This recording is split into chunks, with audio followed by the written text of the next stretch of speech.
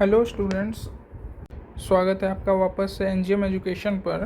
तो अब हम अपनी एक JEE problem solving series start करने जा रहे हैं, जिसमें कि हम हर तरह के क्वेश्चंस प्रैक्टिस करेंगे, हर तरह के पीवाईक्यूज़ बनाएंगे और एग्ज़ाम के लिए अपने आप को मजबूत बनाएंगे।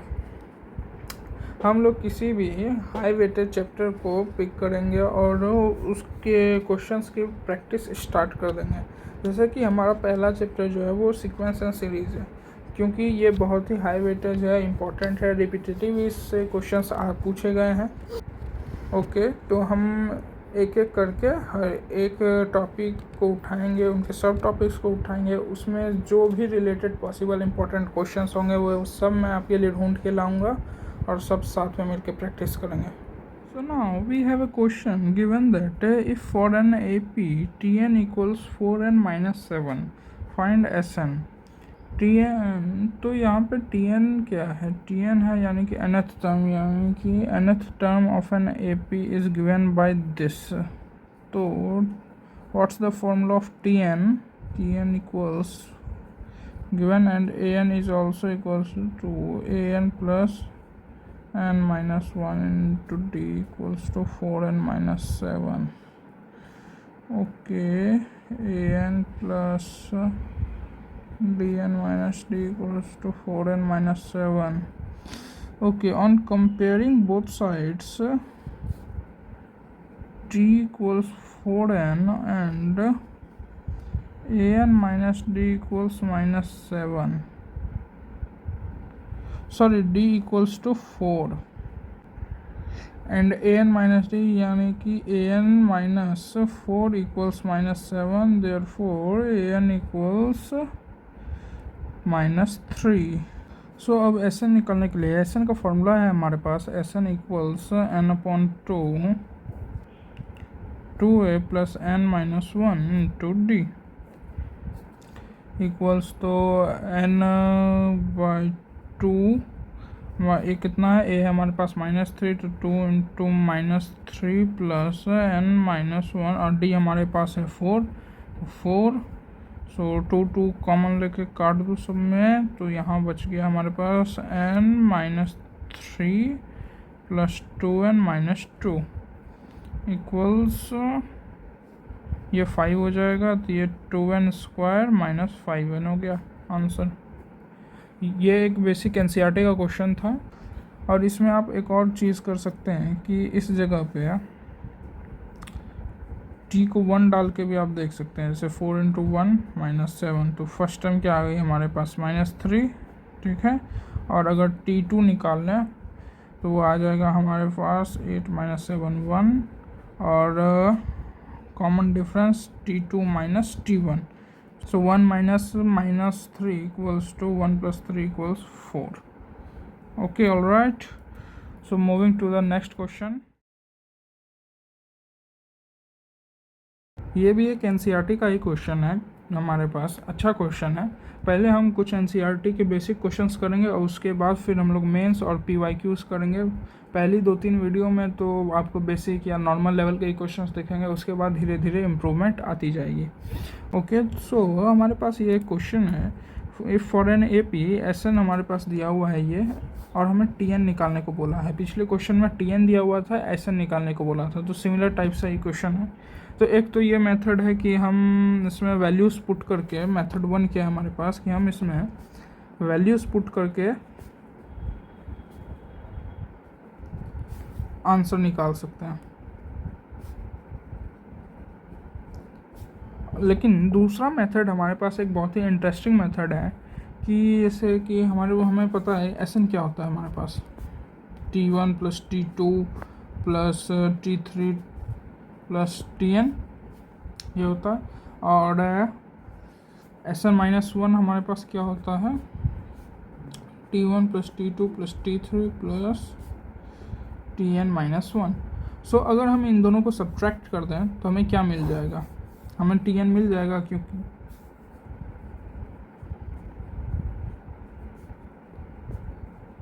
इन दोनों को सब्ट्रैक्ट करके हमें Tn मिल जाएगा, क्योंकि इनके ये जो कॉमन टर्म्स हैं वो इससे कैंसिल आउट हो जाएंगे और ये बचा रहेगा हमारे पास Sn। तो अब यहाँ से डायरेक्ट एस एन की वैल्यूज़ पुट कर दो। तो एस एन की वैल्यूज़ है क्या, 4n² + 7n, और माइनस एस एन -1 की वैल्यू यहाँ साइड में निकाल लेते हैं। तो n को बस n-1 से रिप्लेस कर देना है, +7n-1 equals 4n² + 1 + -2n + 7n-7, okay, equals 4n² + 4 - 8n + 7n-7। तो ये आ जाएगा हमारे पास 4n² -n और -3, ओके। सो यहाँ आ जाएगा हमारे पास -4n² -n -3 इक्वल्स tn। तो ये आ जाएगा 4n² + 7n -4n² + n + 3 equals tn। 4n cancel out, ये हो जाए tn हमारे पास आ जाएगा 8n + 3। और ये जो है ये SN-1 ये एक इम्पॉर्टेंट ट्रिक है, ये किसी भी सीक्वेंस के लिए वैलिड है। For every sequence it is valid that the sum of n terms and the sum of n- terms is always equal to the nth term for every series it is valid. तो याद रखिएगा, ये बहुत ही important trick है, ये हमें आगे के जेई के क्वेश्चन सॉल्व करने में हेल्प करेगी। So moving on to the next question.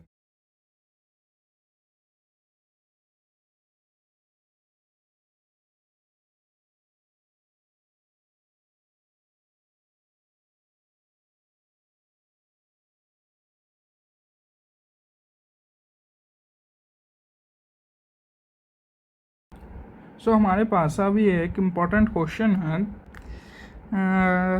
The sum of first n terms of two APs are in the ratio 7n + 1:4n + 27 for all n. अच्छा, if the ratio of their 11th terms by p:q, where p and q are co-primes, then find the value of p plus q. First n terms for all n यानी कि Sn/Sn' equals 7n + 1 / 4n + 27 and it is true for all n belongs to n। ठीक है, यानी कि ये एक identity है। क्या है? एक आइडेंटिटी। क्योंकि अगर हम यहाँ पे दिया हुआ है फॉर ऑल n, यानी कि हम n को कुछ भी पुट कर दें, हमारा ये रेशियो ये फिक्स्ड रहेगा। सो n को अगर हम कुछ भी पुट कर दें, और हमारे पास क्या दिया हुआ है, और हमारे पास दिया हुआ है कि क्या दिया हुआ है, the ratios of their 11th term, यानी कि 11th टर्म यानी कि a + 10d upon a' + 10d' equals हमारे पास क्या दिया हुआ है, p/q, ये हमारे पास दिया हुआ है। ओके, तो क्या कर सकते हैं, हमें कुछ भी करके इस इक्वेशन में इसको बनाना होगा। ये इस वाली टर्म को हमें इस इक्वेशन में बनाना होगा। ऐसा क्या होता है हमारे पास, n/2 × 2a + n-1 × d and n/2, क्योंकि ये नंबर ऑफ टर्म्स यहाँ पे सेम है, सो 2a' + n-1 × d'। तो ये cancel out, equal 7n + 1 / 4n + 27। और हमें दिख रहा है कि यहाँ पे a का जो कोएफिशिएंट है वो 1 है। सो इस पूरे इन दोनों LHS को 2 से डिवाइड कर देते हैं। सो ये हो जाएगा हमारे पास a + n-1 / d/2 a' + n-1 / 2d' equals 7n + 1 × 4n + 27। हमें इस इक्वेशन में यहाँ पे 10d लाना है, और सो n-1 / 2 = 10, यानी कि n-1 = 20, n = 21। तो हम इस इक्वेशन में n को 21, हम इस पूरे इक्वेशन में, in equation 1 we will put n equals 21 because the given equation is an identity for all n. So a plus 10d upon a dash plus 10d dash equals 7 into 21 plus 1 upon 4 into 21 plus 27 equals a plus 10d हमारे पास कितना था, 4 p upon q के बराबर, तो p upon q equals 7 into 21 is 147 plus 1 and ये हो गया हमारे पास 84 प्लस 27 चीज़ इक्वल्स 148 अपॉन 111. क्या ये हमारा आंसर है? नहीं, ये हमारा आंसर नहीं है. क्यों?